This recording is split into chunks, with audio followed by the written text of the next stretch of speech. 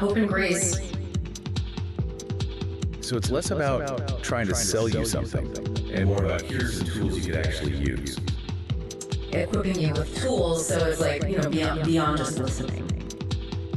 By creating this community that values Self-reflection, empathy, growth, planting seeds that could grow in ways we can't even imagine. Welcome back. Today, we're jumping into something incredibly practical from Scripture. We're looking at two really focused sections, Galatians 5. And if you've ever sort of wondered how this big idea of spiritual freedom works with, the daily grind and responsibility, you are in exactly the right place. Yeah. And our mission today is to get past the high level summaries. We want to really pull out the wisdom here on this core tension between freedom and responsibility. Exactly. How is it earned? How do you maintain it? How do you actually live it out? Right. In your own life and in your community. So we're starting with Galatians 5, which, all our sources point to as the big declaration of Christian freedom. It is, but we have to be so careful right out of the gate. Yeah, what do you mean? Well, this is where I think the modern idea gets it wrong. This is not a license. It's not freedom to sin or, to just be spiritually lazy. Right. It's not a hall pass. Exactly. It's freedom from two huge burdens. Freedom from the old law, the need to perform to be accepted, and freedom from the chains of, sin itself. You're liberated from having to earn it all the time. And that just changes the motivation completely. If you're not trying to earn it, you're not serving out of fear or compulsion anymore. You're serving because you're free. Motivated by love for the one who freed you. That shift in perspective is just fundamental. It is. It's the whole foundation. If you miss that, you just fall right back into performance anxiety. The Christian life becomes this miserable checklist, which is exactly what Paul is warning against. So the freedom allows for righteous living. Yes. It doesn't demand it for acceptance. That's the key. Okay, so let's unpack this internal war. Because Paul gets really, really honest here about a conflict that I think we all feel. Mm-hmm. The feeling of being pulled in opposite directions, that internal struggle. Galatians 5 doesn't just say that's normal, it defines it. It does. He says the flesh opposes the spirit and the spirit opposes the flesh. They're at war. And they keep you from doing the things you actually want to do. And the most important thing to grasp here, I think, is just how universal this is. The text makes it so clear this conflict is common to all believers. So it's not a sign that you're failing. Not at all. It's proof that the spirit is active inside you and is, fighting back against those old instincts. That's a huge reframe. Yeah. Because if you see the struggle as failure, you just give up. Right. But if you see it as a sign of spiritual warfare, you realize you're in the fight. Mm-hmm. But the insight here is about how you win, right? It's not just about, gritting your teeth and having more self-discipline. Self-discipline is important, but it's a response to the spirit's lead. It's not the power source itself. The key insight is active surrender. Okay, what does active surrender actually look like? Because surrender can sound really passive, like doing nothing. That's the challenge. Active surrender is making intentional daily choices that line up with the spirit's priorities, even when they feel, weird or unpopular. So it's not passive at all. No.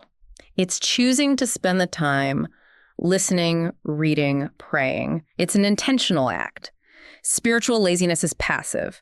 Active surrender takes energy. That makes so much more sense. Yeah. And to help us figure out if we're actually steering in the right direction, Paul gives us this incredibly practical tool. The list of the works of the flesh. And our sources say this isn't meant to be a condemnation list. It's a spiritual diagnostic tool. It's like a spiritual x-ray. Yeah.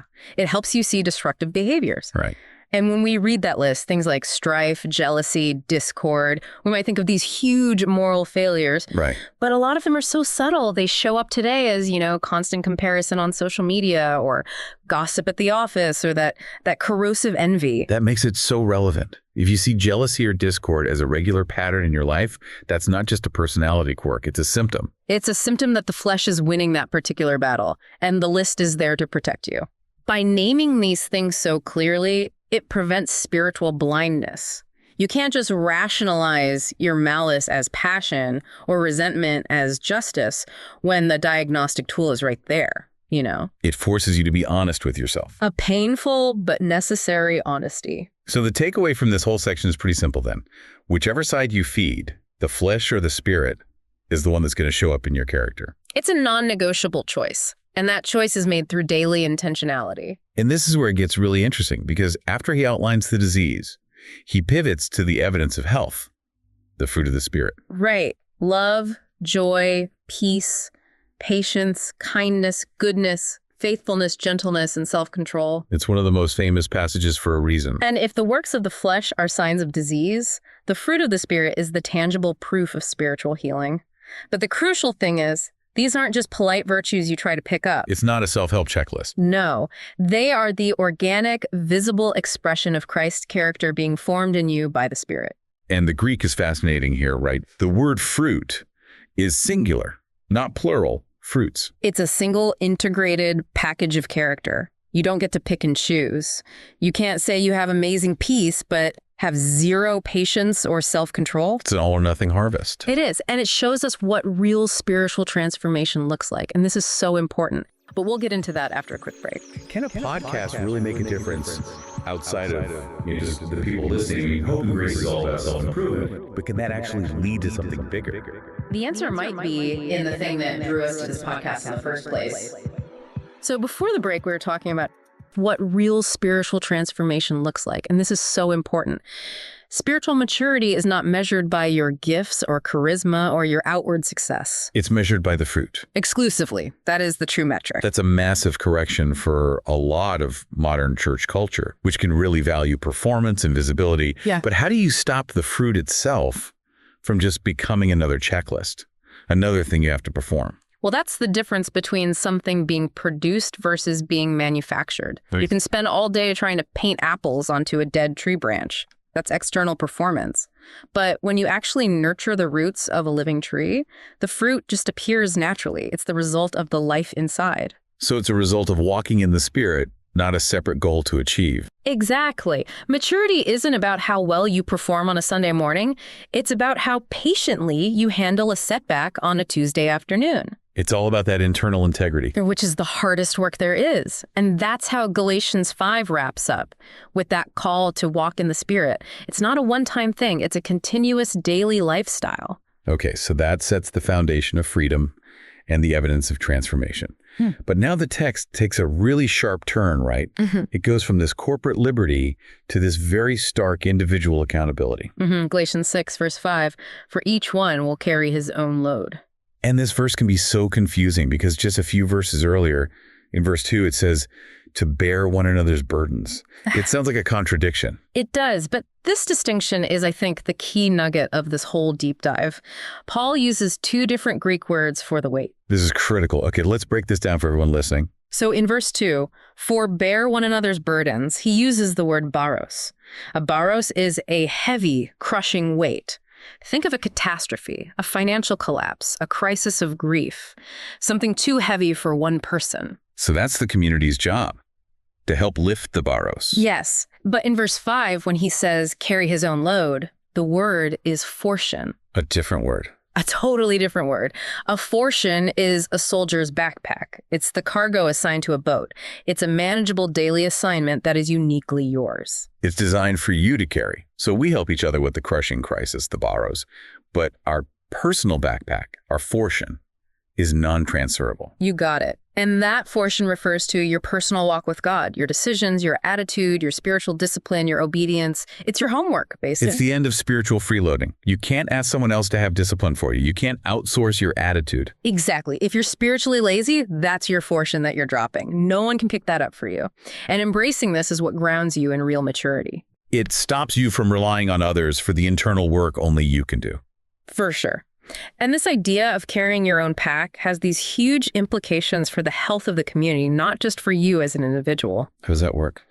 Well, it's a protective mechanism. When everyone carries their own fortune, their own spiritual intentionality, it protects the community from unhealthy dependence, from comparison, burnout, resentment. Oh, that makes total sense. You see it in any volunteer group, right? Right. If one person is always slacking off, the diligent people get burned out and resentful. It's a huge energy drain. The community is there to handle the shared crises, the barrows, but it's not designed to constantly carry the weight of individual negligence, the fortune. And that brings us right back to accountability. This isn't a group project where you can hide in the back. No, it's not.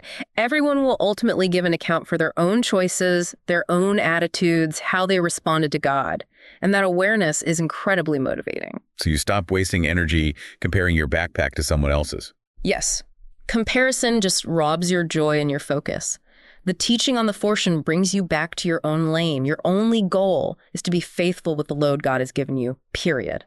So let's tie it all together.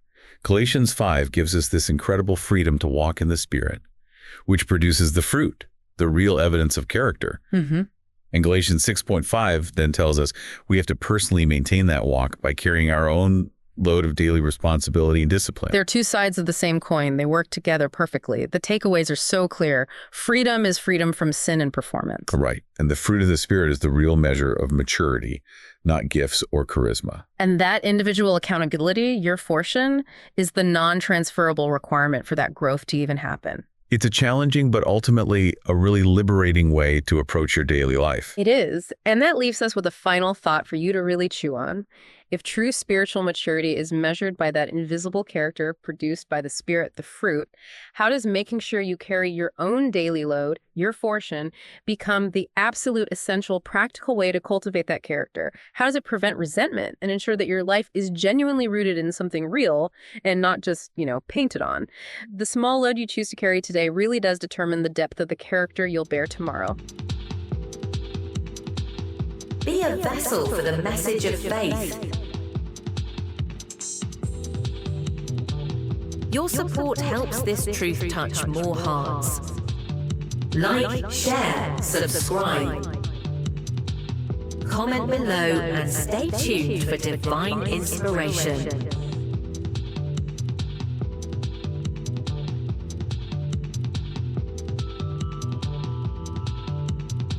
Join the mission of spiritual awakening